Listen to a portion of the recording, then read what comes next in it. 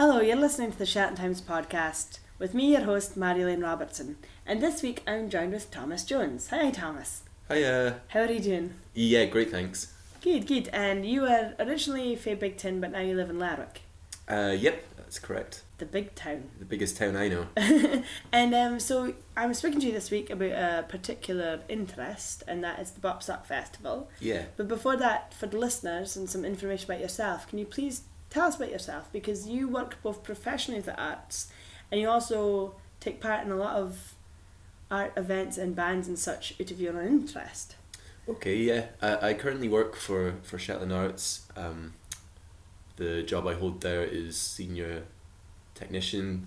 But my background, I suppose, is in music. I studied music and also later sound engineering. Ooh, and then where did you study that at? Napier, Edinburgh, Napier. So yeah, I did music as my undergraduate, then I did a master's in sound. And then I spent a number of years living and working in various different jobs and places. I spent some time in Australia and New Zealand, Southeast Asia and such like, in various sound and audio related roles. And now I'm in Shetland.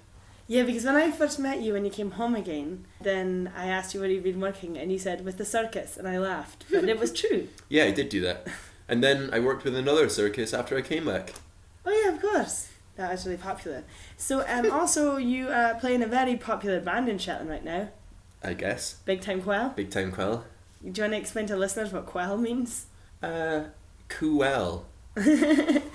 So how would you describe that band in a nutshell? It's just a bloody good time between four grown boys.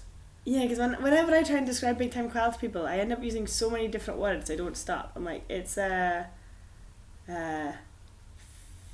okay, I'll try it. I start saying words like funk, gypsy, Jamie Hatch, Spanish rhythms, pop, funny. I don't know what genre I'm talking about. I think just anything. It's just fun. That's our main goal. But you've got a Greatest Hits EP actually out. Yeah, we do have a Greatest Hits EP. Yeah, the only EP. Yeah, it's got all of our greatest hits on it. So we're speaking to you today because as well about the Bopstock Festival. Yeah. Can you please summarise the festival for listeners here? Yep. It's an all-day event this Saturday. There's going to be music happening at the Lounge, at the Wheel, and at the Legion, and yeah, it's going to be a jolly good time for all. What's the name of the full event again? Bopstock in 3 smoking venues. That's an amazing name. That's really good. So what was the thinking behind organising a venue or an event spread across 3 venues? Well, the inspiration came from some of the stuff that, like for example, the Blues Festival used to do quite a similar idea, I understand. And there hasn't really been an all-day event like that in Shetland, actually, since before I moved back up here. Were you away during the time of Oxjam events? Yeah. I think I played at the very last one. For any listeners listening in to the podcast, Oxjam was organised, the Shetland coordinator was Ashley Tulloch, and it was a musical event for Oxfam, but the idea was, again, just like this, it was spread over venues in town and it kind of overlapped, so you could pick and choose which concert you saw, and each different concert had a kind of different genre almost. So there's a singer-songwriter kind of room, the kind of heavy metal room, the kind of rock room. So does this follow similar idea as well, where you've got like, if you wanted one thing you could go to one area, or you could go to all 3? Yeah, very much so. Please do come to all of it. but yeah, so at the Lounge then it's going to be a bit more chilled out. Earlier in the day, Arthur Nicholson, Kieran Topp and Adam Guest are going to be on the bill there. Then so that is kind of like the singer-songwriter. Yeah, exactly. And those ones are free, aren't they? Yeah, you can go to the Lounge and the Wheel for free. But still buy a ticket for the main one. But please still buy a ticket for the main one. So what actually triggered organising this whole event? Well, the first Bopstock that we put on was just back over Christmas time, and we really had a good time doing it. Myself, Lyle Halcrow and Jamie Hatch. Who also plays in Big Time Quell. Jamie, not Lyle. And yeah, we just really wanted to put another event on. Lyle had King B, the main act in mind for bringing up for some time. So yeah, we just decided to go for it. So King Bee is a South band coming up for the festival. How would you describe them? They're just a really great funk band, straight up. Where are they based normally? They're from Newcastle. Oh wow, have they ever been to Shetland before? No, they have not. So you're organising this, how do you feel like this will fit into the Shetland musical calendar? Is it something that you thought wasn't being done and that's why you've then organised Bopstock and Three Smoking Venues? Yeah, well, again, it's something that we'd spoken about for quite a long time, and then originally Lyle had made the booking for King Bee to come up, and then from there it sort of morphed into a full day festival, if you will. So from one gig to like a whole day of venues. Yeah. That's cool because I mean I'm talking about this from a really personal standpoint as well because I was part of the Heavy Metal Buffet, which is the podcast turned also festival. Yep. And as listeners may know, the Heavy Metal Buffet was a festival running for 5 years and then we finished it. We had our last festival ever this past August and it's no more. Yep. So for me I'm very excited to see what other kind of, and I would call this almost alternative music events spring up, like rockier, funkier, like this has rock, funk, singer-songwriter. Yeah. It's got a bit of, well, I was going to call Big Time Quell hip-hop. I really don't know how to classify Big Time Quell. But yeah, it just feels like something else. It's exciting for me to see already events of this nature arriving in such a big, loud fashion across 3 venues. Yeah, I think it's going to be pretty exciting. And the idea is to just, moving forward, do more of it, do it again. So yeah, I'm stoked. How would you describe it for anyone who might be wanting to put on an event in Shetland, whether they're a band or a promoter? How have you found it actually organising this event and getting it together in Shetland? It's pretty easy. I think there's a willingness from people to have just stuff happening. Like it's really good for any community to just have things, because then like it's fun for everyone. So I think that especially there seems to be a lot more of smaller events taking place more often. Like Flint's are doing gigs again, the Lounge are starting to do little gigs again. I saw that. Peary Shop have music pretty regularly. Yeah. So yeah, there's definitely a will to do it. That's cool. Yeah, and it's also interesting because, for instance, with you guys, then you and Jamie Hatch are both in Big Time Quell, and Lyle's also Lyle Dalgro, DJ extraordinaire, like Shetland's resident funk and soul DJ. DJ so Time Master. Yeah, it's exciting to see events being put on by people who are within the music scene, active musicians. Yeah. Do you think there'll be more of that in future? I hope so. Well, yeah, certainly from us. But yeah, I mean, people always, as well as people wanting there to always be more stuff happening, for anyone who is actively involved in music or anything like that, then you always want to be playing and doing stuff also. Yeah, so you want to set up the gigs where you can play at. Yes. No one will book us, so we just put on our own gig. Is that kind of like a Shetland anomaly that bands put on their own gigs, or is this also how it's done down on the mainland? Nah, but bands put on their own gigs the whole time.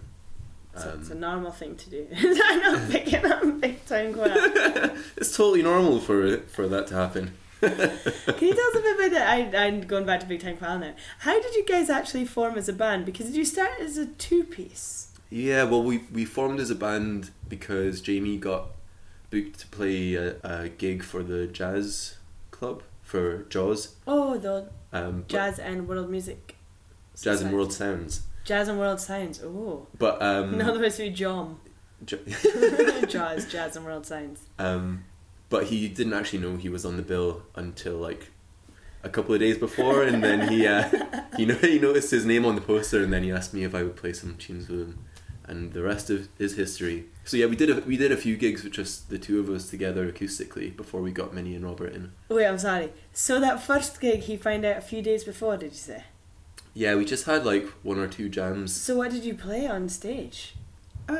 We actually played quite a lot of actual jazz music. Oh, okay. Because I really like it, and we played a mixture of actual jazz songs I knew. We learned a couple of like gypsy style songs together, and then we played some of Jamie's stuff where it was like, I don't know, we played like Toxic Flames and maybe not Soul Patch, but yeah, we played tunes that Jamie had been writing over the years. Yeah, because if anyone's listening to this, Jamie Hatch has been writing tunes for years and years and years under different guises, like Ronald Drives the Tractor and Men in Belted Sweaters. Or is that his remixes? Jamie does a lot of musical projects that are all over the internet that you can find. Jamie Hatch. He has many noms de plume. Yeah. And then I like that a lot as well though, because before Odessa, who are playing at Bobstock in the Legion, before Odessa came in, for Odessa's gypsy folk band. Yeah. Was it? Yeah. Yeah, they play really like klezmer, Balkan stuff. Yeah, really, really fun. Was Balkan style? Yeah, I guess. Yeah. And before then though, I'd have said Jamie Hatch is the most gypsy style-esque musician we have in Shetland. Do you know what I mean? Well, yeah, I do know what you mean, but it's funny because when... / flamenco. Yeah. But it's funny, when me and Jamie were still playing together, just the two of us, then the guys who are now Odessa kind of approached us and were like, do you want to form like some sort of gypsy style band? But then we realised that we actually only knew like those two songs in that style. So, So you guys could have been in Odessa. Yeah, Big Time Odessa. Odessa Quell. Quell is a word that was invented by, I think it was invented by Marjolein Robertson. I don't know. You may have heard in a previous podcast about the heavy metal buffet when he was 14 as a new word to mean cool, and now it's in a band name. That's exciting. Immortalised. Yeah, it's really good. And now you guys play. Do you play all originals as well? We normally put in a couple of 1 or 2 covers, but yeah, we have enough. We finally have enough material to play a whole set of our own songs. That's cool. That's cool. And can you tell us a bit more about what else you do? Because I like talking to you as well, because there's this big festival coming up this weekend. Yeah. And it's kind of funny to talk about it because this is the first Bopstock event of this nature and this size. Yes. So it's hard to speak about something you've never been to before. Yeah, totally. That's cool. And it's also interesting having you here as well, because I just think I always just find it genuinely interesting because you left Shetland for, how long were you away from Shetland? Quite a number of years. 9 or 10 years. 9 or 10 years. So how do you find it coming back to Shetland as an adult and actually settling down here for a job? Yeah, it was, that way it was like I came back here and then my plan was to just stay for a month and then move on, and it's been 3 years now. But yeah, no, it was quite good moving back. It was really weird because I'm from here, but nobody really knew me apart from a couple of my friends. And anyone that I would meet that's from here wouldn't believe that I was actually from Shetland. Like when I first came back here, then I started working in the pub, and then everyone would make fun of my accent, and one man called me Dingo Boy and told me to get back to Australia. And that's terrible. So it's pretty funny. Because you were born in Shetland. Yeah. And have grown up in Shetland all your life. Yeah. It's that weird thing of if you don't have an accent, people expect. And like, no, you do not sound like you're from here, so you cannot be. Yeah, totally. So it was pretty funny. But yeah, I don't know, I kind of just wound up back here as, by chance had it, and then I started working for Shetland Arts at first 0 hours, and then I just kept getting more work, and now I'm there the whole time. More than 0 hours. So many more than 0 hours. That's cool. And yeah, it's funny as well, because I think if you leave Shetland right after school and go way south, because you've only been a pupil in Shetland, you've not got that identity as an adult here yet. Yeah, I guess so. I suppose unless like there's obvious exceptions, like really, really good musicians and sports folk, that you can actually just like slip under the radar and come back and be a whole new person. Yes, I did slip under the radar. Do you still play fiddle?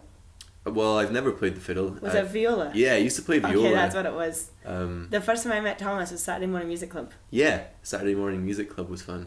Yeah, I kind of stopped playing the viola and started playing guitar instead, and it's guitar that I studied when I first went to uni. Did you start practicing guitar in Shetland? Or when Yeah, I just started playing my dad's guitars. Did you learn in school? I just taught myself. But I did music in high school and stuff, yeah. So I just find this all really interesting too, because I like to see what folk have started in Shetland, what they've then maybe left Shetland and worked on, and then when they come back, how that's like fashioned them into what they are now, if that makes sense. Okay, yeah. Yeah, totally. Yeah, I started playing guitar when I was here in Shetland, but I didn't really play in any bands or anything like that. Even when I moved away, then it was a little while before I started doing more of that stuff. Did you start playing bands when you were actually in Edinburgh? Yeah. Right. Yeah, I used to play in like funk and soul bands, that sort of stuff. So that's what I kind of really liked at the time. Cool. And then you were in Edinburgh for 5 years? 6 years really. I took a year out to be a rickshaw driver for a year, and then I did my master's degree. Whoa, that's cool. And how, like, so you spent, it's kind of funny asking you these questions because I suppose when you're in Edinburgh, predominantly you're a student. Mm-hmm. And then when you were in Australia and Southeast Asia, then you were doing set jobs with set tours. Yeah. Well, I was just kind of a freelancer. When I was in Australia, then I was based in Sydney, so it's more like local crewing jobs. I toured with that circus and a couple of other bits and pieces, but it's more like I was doing quite a lot of just general local crewing on like bigger gigs, which isn't as fun as it sounds. Oh, it sounds amazing. Like, it sounds like another world, but it's really funny because I was going to say it sounds also like a bubble. I don't know, but when you're often involved in an event, we were talking to Marjolein Robertson before about the Royal Edinburgh military tattoo, and about Shetland's experience with that, and you're so involved in this specific world with a specific show and the training and the rehearsing and performing that you just, that's your whole life when you're involved with it. And did you get that when you're on tour? Yeah, kind of. Yeah, very much so. And I suppose especially like when I left Australia, then I was working for a cruise line for a number of months, and I suppose that was very much like that. Like you're literally just in a bubble world, and then moving back to Shetland, it was kind of like a, I suppose, culture shock. Yeah, I was gonna ask as well, like from being out in Edinburgh for a number of years and then across the world. How would you describe Shetland? Like, would you describe it as another form of bubble, or because sometimes I think we can very easily, and I love Shetland. I don't think we're like, as long as you've got a good head on your shoulders, I don't think we're narrow-minded. But again, sometimes Shetland itself may seem like a bubble of comfort. I suppose so. It can be like that, I suppose, in the sense that if you're from here, then you'll always have a network of family and friends that can support you. But that's not a bad thing by any means. No, not at all. I love it. But how would you describe as well, like the music scene? Because things like you organising Bopstock and 3 smoking venues, and you said that was not difficult to organise because people are really eager to get on board and come to the event. Yeah. Like, do you think in some respects, because I've always found organising with the buffet and improv and such, that Shetlanders are amazing because they will make the time to come out and see something live. Yeah, I think so. And I think in general people want to help you if you're doing something that's worthwhile.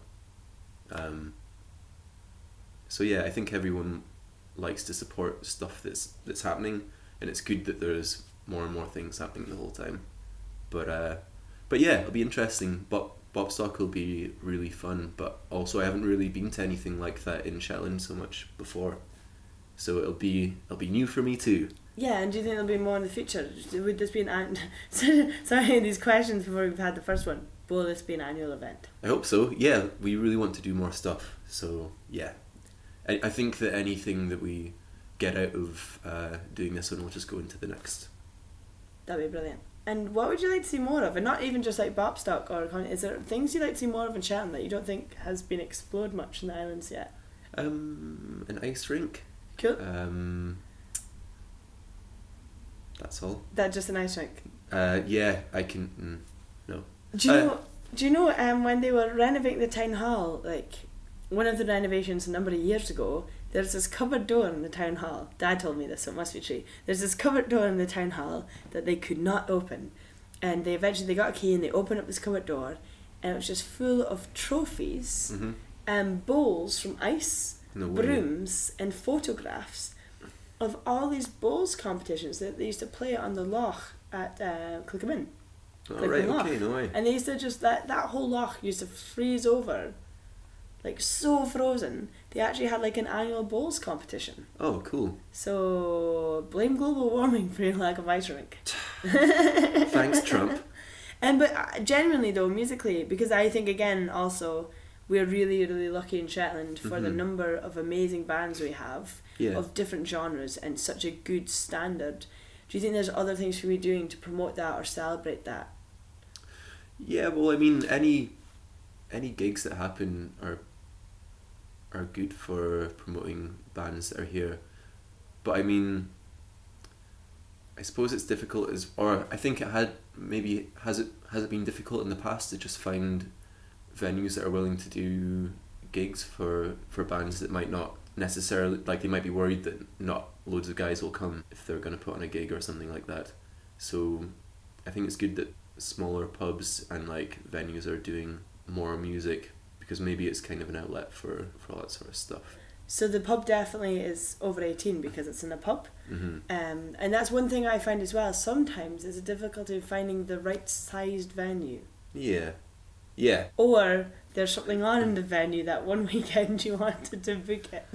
Yeah, I mean, one of the things that was tricky to organise, I suppose, was just finding a weekend when there's availability to do stuff, because, I don't know, this last year then it just feels like I've been flat out all the time doing things, which is great. But, so yeah, I don't know, in answer to your question, could there be more stuff happening that would be really cool then?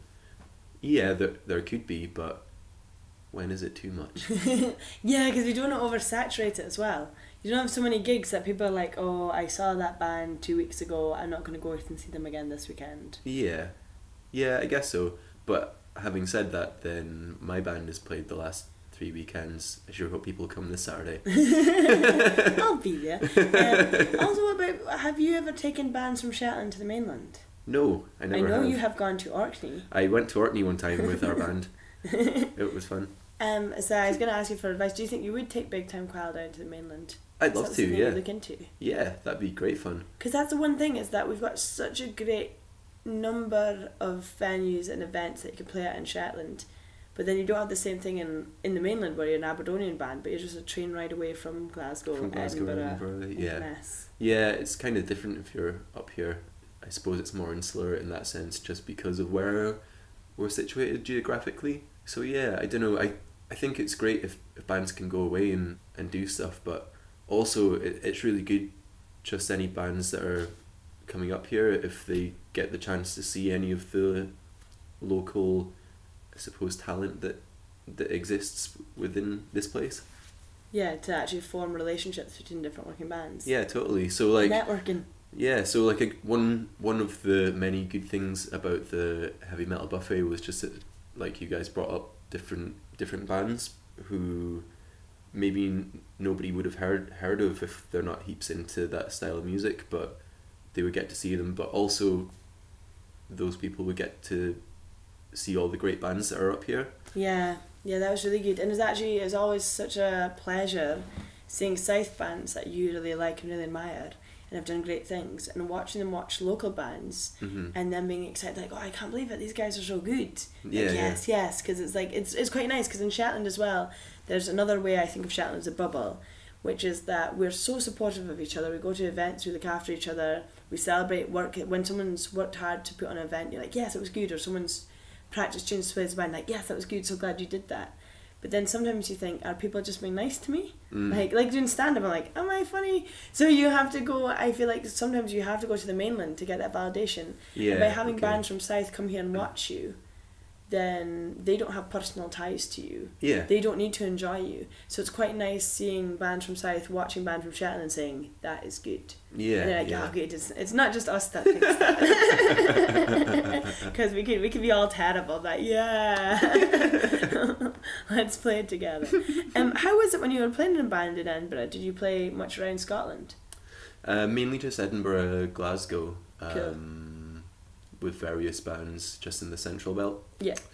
But yeah, I don't know, it was fine. Some bands got better reviews than others, but yeah, I suppose when we were doing more like soul music and that sort of thing, then it was more like, it's different than playing, like, I wasn't playing in originals bands. I was mainly doing covers bands because I really like that music, and I suppose you're maybe playing with a different set of goals than if you were a band that just wrote all of your own tunes. Yeah. It's more just like, I got to get paid, rather than I sure hope people like my music. Because I never even thought about it like that. Because you know everyone likes the music if you're... Yeah, because they booked it knowing exactly what they're going to get. More or less, yeah. Like, oh, I want to book a soul band. These guys are good. Yeah. But then if a wedding in Shetland booked Big Time Quell, you'd be like... We could play a wedding. If I ever have a fiancé, you can play my wedding. Ah, yes! There we go. We said it on the podcast. We are playing a wedding next year. Cool. Yeah. Cool. But not mine. Not yours. Not yours. One day. But thank you very much for talking to us. So the Bop Sock and 3 Smoking Barrels is on this Saturday. The date is... the 9th of September. I've still not, since the Edinburgh Fringe, I've still not been able to count days or time or know when anything is yet. Mm-hmm. But this is a podcast, so we couldn't say in 3 days' time anyway, because people could be listening to this on Friday. Okay. They will be listening to this on Friday. If you're tuning in, this is Friday. The event's tomorrow. It's tomorrow. Tomorrow. Saturday. 1 p.m. The Lounge. 4:30 The Wheel? Yes. And 9 p.m. The Legion. And buy your tickets from... High Level Music. And the Legion? Link. But thank you so much for talking to us. I hope it's a good success. Well, I'm sure it'll be a big success. And that this is not the only one, and there's many more Bop Socks and 3 smoking venues. Yep. Maybe 4 smoking venues. Who knows how many smoking venues. Hopefully they're not actually smoking. Thank you so much, Thomas Jones. You're welcome. Thank you. Bye. And thank you for listening to the Shetland Times podcast. Remember, if you have any stories or ideas, please do email them in. The link's at the bottom of the page, and thank you for listening.